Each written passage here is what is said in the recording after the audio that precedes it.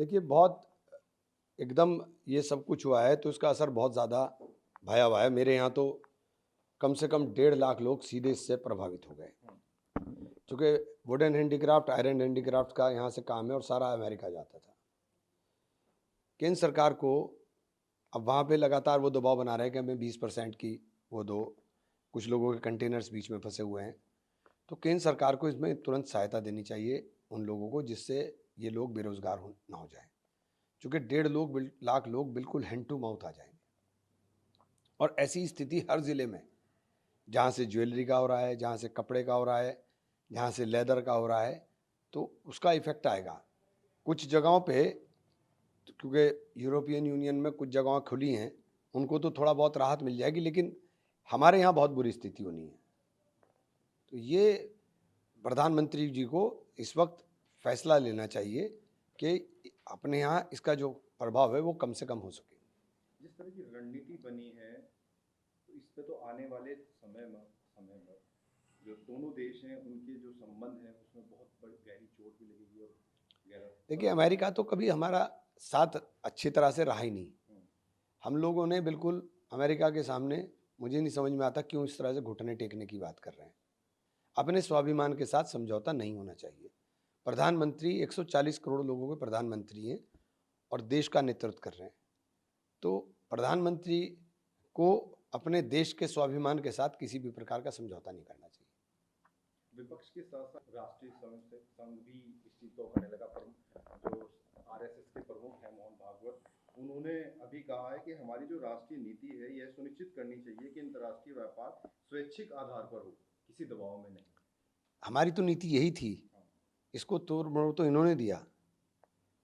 कूटनीतिक और विदेश नीति, कूटनीति और विदेश नीति हमारी तबाह हो गई है। पूरी दुनिया में कोई हमारा दोस्त नहीं बचा और हम किसी के दोस्त नहीं रहे। ये स्थिति खड़ी हो गई क्योंकि हमने जो हमारे दोस्त थे उनके साथ चला नहीं, और जो उनके साथ चल नहीं सकते थे उनके पीछे दौड़ रहे हैं।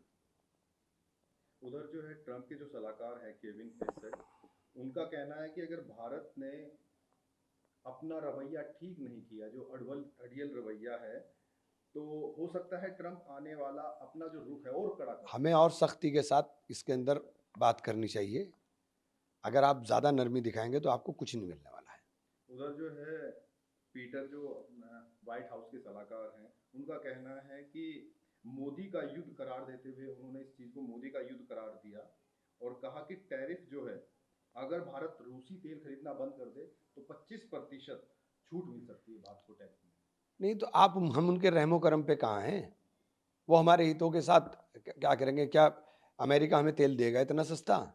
हम अपने हितों के साथ समझौता क्यों करेंगे?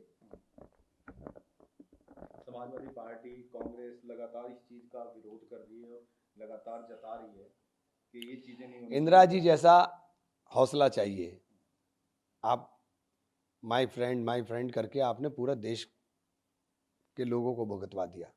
2 लोगों को फायदा पहुंचाने के लिए पूरा देश भुगत रहा है। खड़गे जी ने भी इस बात को कहा, जैसा आपने सहारनपुर की बात की, यहाँ के व्यापार की बात की, खड़गे जी कह रहे हैं कि लगभग 10 क्षेत्रों में 2.17 लाख करोड़ का अनुमान है कि नुकसान होगा। हाँ, होगा, होगा, निश्चित रूप से सब चीज़ें दिखाई दे रही हैं।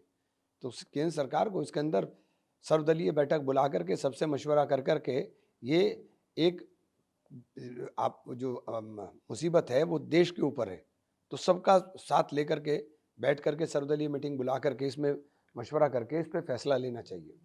राहुल गांधी जी ने लगातार जो है वोट चोरी की बात करते हैं और उस चीज को लेकर आते हैं। अब उन्होंने गुजरात मॉडल को आर्थिक नहीं बल्कि चोरी का मॉडल तो बताया। है ही, वो तो सब सबूत के साथ दिया है। अब सबूत के बाद तो कोई गुंजाइश नहीं बची ना। हम्म। आपके दस्तावेज, आपके कागज आपको ही सौंप दिए हमने कि ये देखिए चोरी है, तो फिर गुंजाइश कहाँ है?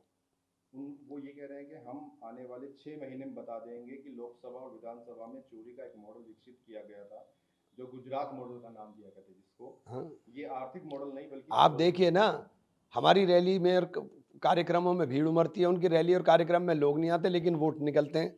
तो सब चीजें साफ हो गई ना। अब तो कोई चीज बची नहीं, अब तो सब साफ है।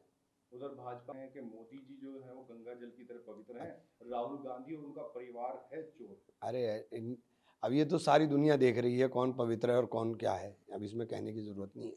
अच्छा, लगातार जो है आप देख रहे होंगे भूस्खलन और भारी बारिश की वजह से लगातार चीज़ें बदलाव हो रही है।